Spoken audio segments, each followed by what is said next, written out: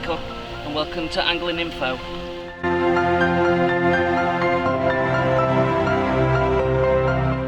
Hi, my name is Ben and welcome to Tackle Time. Today what I'm going to do is talk about the times that you should change your elastics and why, and also how to elasticate a Roller Pulla kit which we've got over here.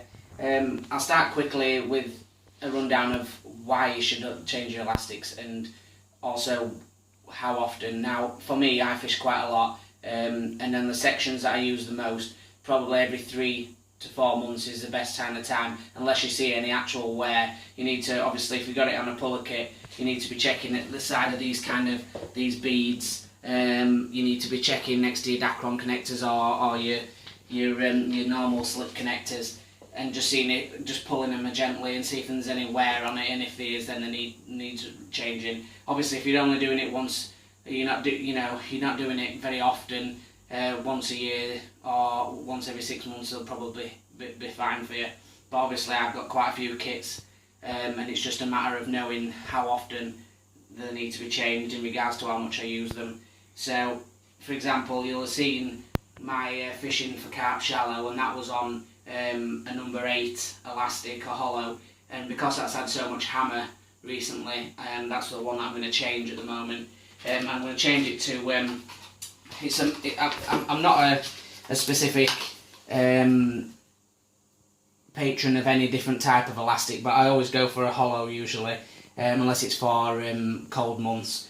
But I'm just going for a 6 to 10, a direct replacement. This is a map, is this one. The other one was a Drennan one, but this one's a really nice dual core hollow, 6 to 10, loads of stretch in it, and it'll do for carp in winter, and it'll also do me really well in the summer, just for smaller carp. So what I'm going to do is I'm going to run through how we're going to elasticate it. Now, a normal kit's a lot easier than a side roller or even a puller, because of the roller system that's on these. Makes it a lot more difficult. And obviously, if you're putting a puller bung, then it's really easy. It's just a matter of cutting that bung down so you've got about 1 inch of your puller bung hanging out the bottom, and then running the wire all the way through and taking it through. Now, what I've got firstly is a wire threader, and the reason I'm using a wire threader is because to get round the angle of that puller on the side puller which we've got here, it's actually a little plastic wheel that's inside, so I need it to go on an angle to come down the pole tip, because it's not actually coming down from the bottom. So we're going to start on this one and then run it through into the next one. So all you need to do before you even connect your elastic is get yourself one of these, which is a wire threader, and what we're going to do is take about 1 inch of it. I'm just going to bend it to a right angle, and the reason we're going to do that is because then it's going to go round this puller, this roller puller.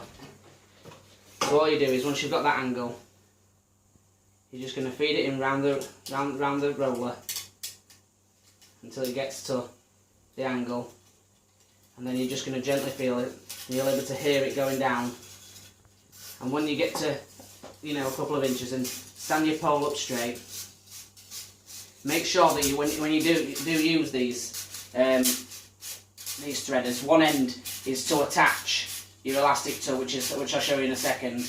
That's not the end that you need to thread through. It's just the straight plain end is what you need to thread through first. So as you can see, the ends come out. So we're just going to leave that there for 1 second, and not pull too hard, obviously, because we don't want to pull it through. So just get your elastic. If you just want to come and have a look at this bit, because this is on this end, it's like a diamond kind of loop shape, and that's the end what we need to attach the elastic to. So what we're going to do is you just push the elastic through, like so, and then just pull it against the little tiny loop that's in the corner, and that's fully attached now. That's not going to go anywhere. So all we're going to do is gently feed this all the way through until we get the elastic, but just note that you're not going to pull the elastic through the other side, so it's still attached there, so that's perfect. Now this is where it gets a bit different. Most people will try and thread this through straight into the top, into the number 2 section. this is where it differs. I take it off. The reason is it's very tight at the top, and trying to rag the elastic through the top backwards is not always the best key. So we go back to the same side again with a tiny little, with no attachment, and you go up to this end, and that's where you'd normally feed it in through. But we're not going to do it this way, because what we're going to do is we're going to reverse it, and we're going to put the diamond end through, because we're going to attach it to the elastic and pull it back through backwards. So the end way you'd attach your elastic this time is the one that we're going in first with. I'm just going to ship that all the way through until we see it come out the other end, which it has done.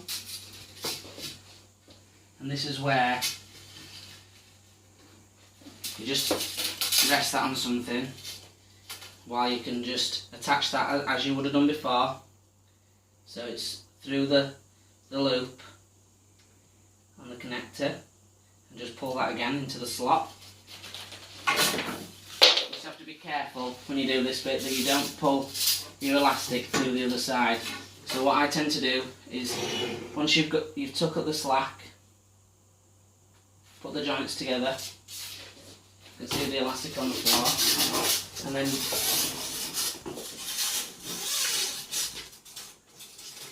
just gently pull the elastic until it gets to until you get it out the other end.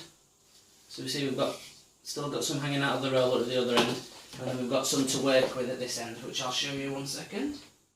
Right, so I'm just going to shift it out a little bit outside so we can have a look at this next bit. So there's different connectors that you can have on there, whether that's a slip slide connector or a Dacron. I prefer Dacron because they're a lot more responsive and less for tangles. So what we need to do, if you just come close, we'll have a look, is just tie an overhand knot on the end of your elastic, so about there, and then just repeat that again in the same place. What this is going to do is give us the purchase for the connector. So just trim off the excess, so you're leaving about ½ centimetre there behind it. Then you get a Dacron connector, like this one, and you thread that through the knot, and then slowly pull the bead over the back of that knot. So you pull the knot, and you'll pull in the bit of the excess as well, so it's firm. So that's not coming off now. That's on. That's perfect. That's as easy as it is. It's, it doesn't get any easier to put it on there. It's sat lovely on that knot. So now what we do is go to the other end. Right. So now we come down to the side roller. Before you do anything else, it's good to check that it's working on the roller, which it is, which is great. And then what we're going to do to this side, you can either tie a spider knot on there, which a lot of anglers do, but I prefer to put the beads on, which come with it. You can get them from tackle shops or eBay, something like that. Come in packs of 10, I think, for about £2-3 quid. So you get the side which you attach the loop to on your wire threader, and you put that through the fat end of your bead and just out the other side to connect your elastic to. So just put the because some elastics are thin enough to just push through, but the hole on this side is really tiny. So just pull that elastic through like that, and you can take it off your threader. Just get your threader out of the way now, so you don't need that anymore. Right, so just pull that bead all the way down to your side puller. Now, when you fish, and you do catch some fish, you will find that you'll get a bit of probably 6 to even 8 inches worth of stretch in your elastic, which you might need to tighten your bead up and trim it off again. I don't like to fit the kits super tight. I like it to be a soft action. So I'm pulling that there, and you can see that there still needs a little bit there, so I've just tightened it slightly more, and you can still see that there's a bit of play in the elastic, so just tighten that up. There we go. So Perfect there. So what I'm going to do now is I'm just going to make a loop in my elastic like that, pull the loop tight, and I'm just going to go underhand and through and pull it back on itself. Now this is what a spider knot is, so I'll just get my scissors, 1 second. So to make it a spider knot, if you were going to do it without the bead, you just trim it there before, so that's the excess elastic off, and then you just trim across, not too close, but trim across the loop there, like that. And that's what they call a spider knot, so you've got like the extra legs, for example. And then what you do with your bead is you just pull your bead right back up to the knot, like that. You just pull it tight so that the bead, the knot goes inside the bead. Don't mind if there's a bit of tag end on it, that's fine. And that's it, it's in. So the last thing that we do, which I always do with every kit, no matter if it's Pulla or anything, is I get some slip lubricant. Just, most elastics come lubricated, but I don't think a little drop in the end does it any harm whatsoever. So I'll put a bit of lubricating lotion in there. Straight away I can feel that it's, you know, it's doing its job. So that's the full kit. So I'll just try and shift that back slightly so you can see. So that the Pulla I've just showed you is in there. The elastic comes out lovely at the top. It's always a good thing maybe to put a little touch in there as well. Just hold on to your loop and just give that a nice little pull. It's I hope this helps you out. Any questions, just let me know, and if you want to know how to do a regular kit, it's even easier, but I can explain that to you as well. So good luck with your fishing and tight lines.